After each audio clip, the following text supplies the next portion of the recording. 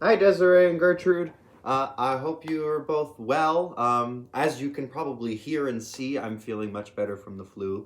And I'm in a new location, which is just very exciting. I'm actually at home right now recording this during reading week.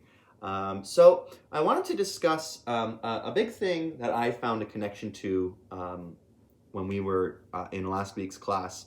Um, was the connection towards indigenous stories in nature. And I did some reading about this, and I want to just read a quick little quote here. It says, for many indigenous peoples, their indigeneity and spirituality is expressed through their connection with Mother Earth, Mother Gaia, Mother Nature. All of us are connected to the one true source of life. And I thought that that was really interesting because in in westernized culture, we appreciate nature, I'd like to say, but we're not connected with it on a spiritual level. And getting to listen to and see all of the plays that people have been summarizing, all of them have a certain level of connection with nature and the environment. And Joseph A. Durand, our writer, in his personal interview, talked about how you're going to find that a lot of indigenous stories are connected to nature because a lot of it's a story and a message that a lot of indigenous peoples think is worth establishing and fighting for, but also because it is just very close to home for indigenous peoples, and it's something that they can write about from a personal perspective, from a spiritual perspective, from an ancestral perspective.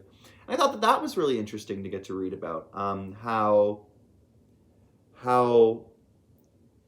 the concept of one's relationship with nature is more than just a plot point in indigenous theater and indigenous stories, and how it's supposed to be have a certain amount of respect to it that I think Western audiences don't necessarily understand.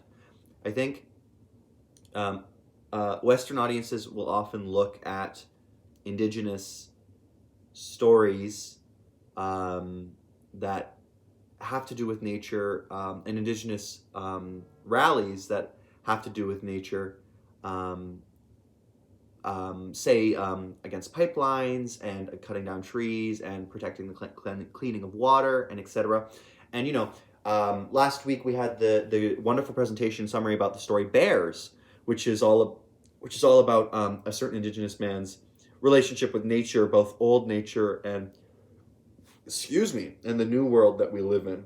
And I couldn't help but make the connectability to um, another indigenous play that I read called The Encounter, that handled an Amazonian indigenous tribe's relationship with nature and how the white man kept asking them questions and they would keep pointing to nature, and then he was assuming that they were answering the question wrong when it was his point of view that didn't understand that they were answering the question exactly as he was asking it. And I think getting to see all of these stories from my classmates and colleagues, and getting to see how all of them have a certain level of connection with nature, really was able to show me how nature is not just a plot point. It is as sacred to some peoples as any religious figure or ancestral figure or anything like that. And I think that getting to learn more about Joseph A. Durand and how nature bleeds into his work on purpose comes from the idea of stories are in the air, and he grabs them and tells the stories that he deems need to be told. And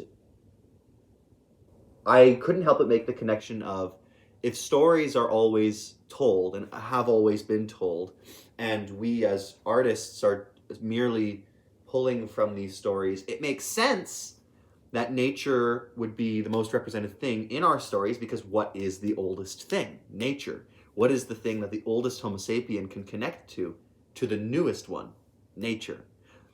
our lives as animals is surrounded by and connected to nature. So the idea that if we are merely pulling stories out of the air that have been told before, the idea that all of them have a connection with nature, I think is really reminiscent of truth and the truth of human history. And I'd love to do more research on how this process works in indigenous spirituality. But I think getting to listen to the three stories told last week, being Bears, the book that Cal and Lucy did, and Joseph A. Duran's Thuaksua, all of the stories were connected to nature in some extent. And I imagine that this pattern will continue as we move on.